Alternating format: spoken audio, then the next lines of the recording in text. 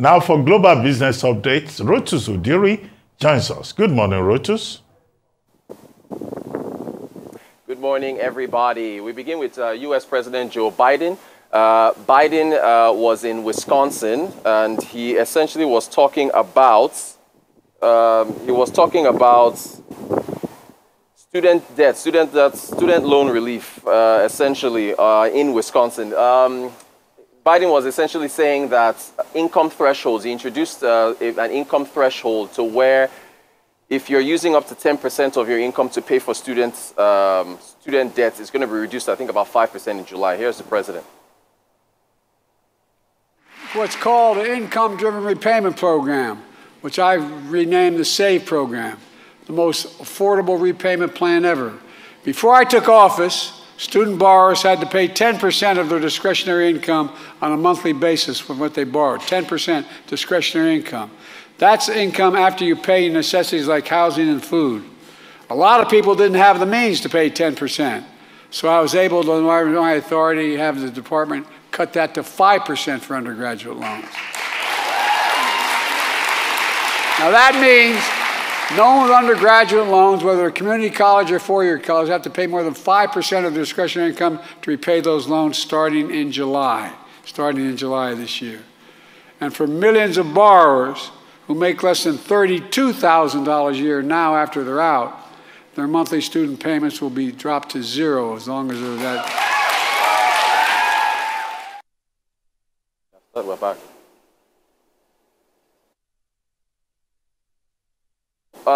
Vice President Harris, we initially had a clip of Harris speaking, and because we have some data up on the White House debt loan forgiveness, and she said that about, on average, on the same topic, $70,000 for about 80,000 public servants each, on average, would be forgiven.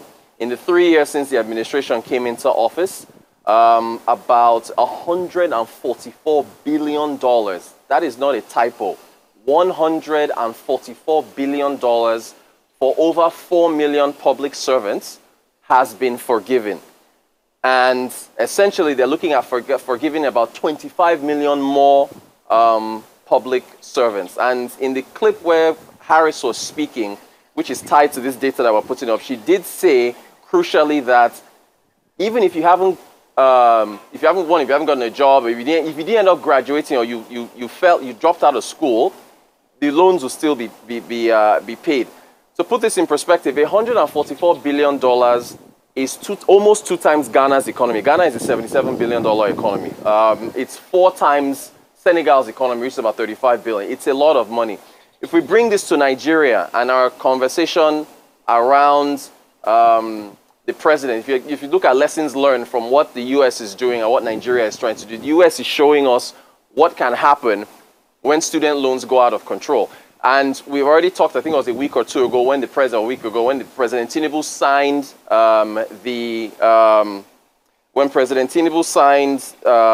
the Student Loan Act, or bill into become an act.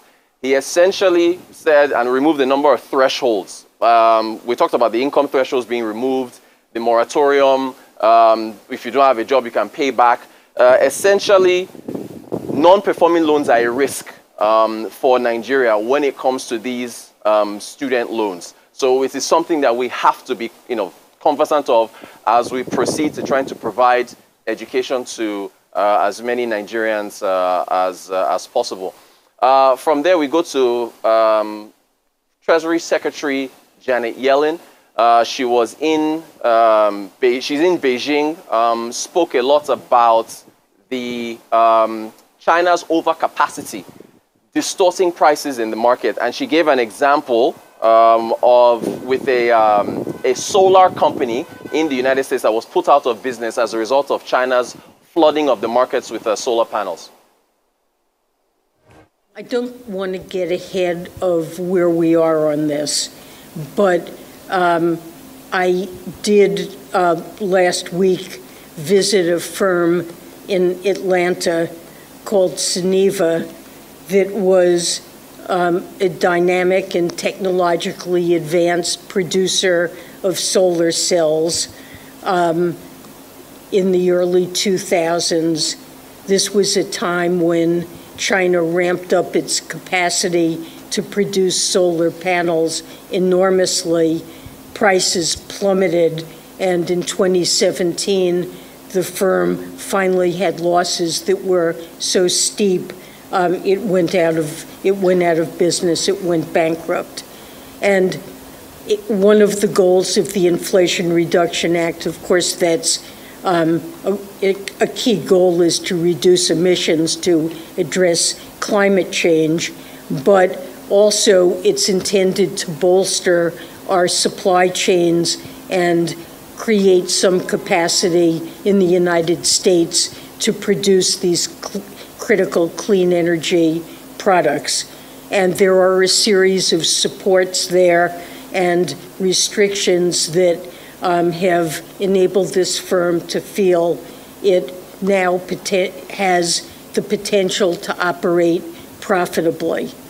But we recognize that continued investment in capacity in these areas in China that outstrips growing global demand really could again threaten a company like this.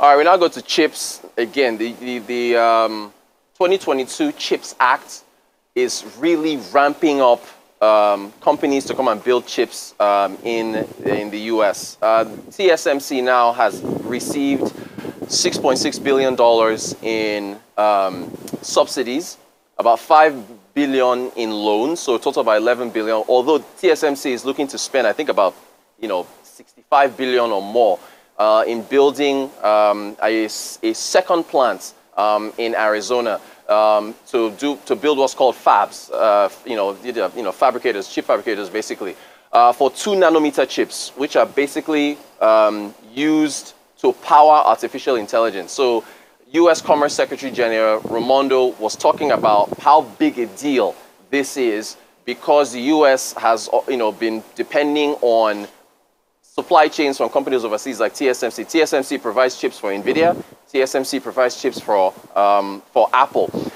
So that's, we've talked about Intel. In fact, I heard, this morning, I understand that this is even further news we have to, I will clarify. Samsung also is going to be receiving a few more billion from the United States government to also build as well. So they're just moving forward in terms of the importance of chips. That's the semiconductor space is where the new arms race is. We come to Nigeria. The central bank putting out some two new circulars. One of the circulars was for the BDCs, 10,000 naira, I wish, $10,000 being sold to BDCs at a new rate of 8,101, which is below where the NAFEM, below where NAFEM, the Autonomous Foreign Exchange Market, closed at 1,002, and with the same 1.5% spread. So the CBN is using its firepower. We understand they've spent about $1 billion now defending the currency where it is to keep it where it's at.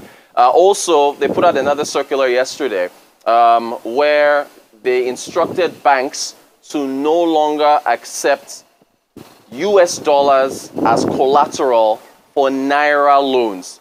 Now, you can understand with the volatility we've seen in the currency and the depreciation, for a company that borrows and you face devaluation, your liabilities are going to go up. So what companies have been doing is to use dollars as collateral to back up against Naira loans in case the currency moves against them, and that will be a backup. But the CBN is saying we can't continue that any further. You can use Euro bonds issued by the federal government if you want as a backup, and then I think some letters of credit. But outside of that, if you're any existing US dollar loans that are backing, any existing US dollar collateral backing Naira loans should be unwound in 90 days. What's the impact of that?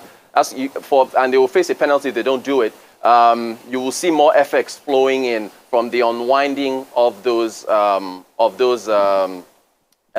dollar collateral. And then finally, Zenith Bank releasing their financials over 2 trillion in gross earnings, and about 676 billion naira in profit after tax for Zenith Bank. That is our update. Unfortunately, I can't hear you guys, so hopefully our connection gets back on, but that's our update for today. Okay, well, it's unfortunate that we have audio problems, but you've raised quite a number of important issues. One of which is the point you were raising about the CBN prohibiting depositors, for example, from using forex as collateral to cover collateralized loans. In a statement issued by the Central Bank of Nigeria yesterday, I thought that was an important development, with the central bank saying that those who violate, banks who violate that directive would be sanctioned in terms of their capital calculation of their capital adequacy ratio, computation. But the other issue is about the BDCs now being supported to sell at 1,101, naira to the dollar. The question is, for how long can the central bank, the Apex Bank, sustain that particular regime, trying to manage, the foreign exchange regime? Would they be able to sustain it? The only thing we can point to is the fact that foreign exchange speculators are now using their handkerchiefs at this moment in Nigeria. But the sustainability of it is important. And, the fact that we would like to see how that translates in terms of the moderation of inflation, of high prices within the economy. As for Janet Yellen, yes, she visited, China as part of the attempt by the Americans to keep the communication channel open.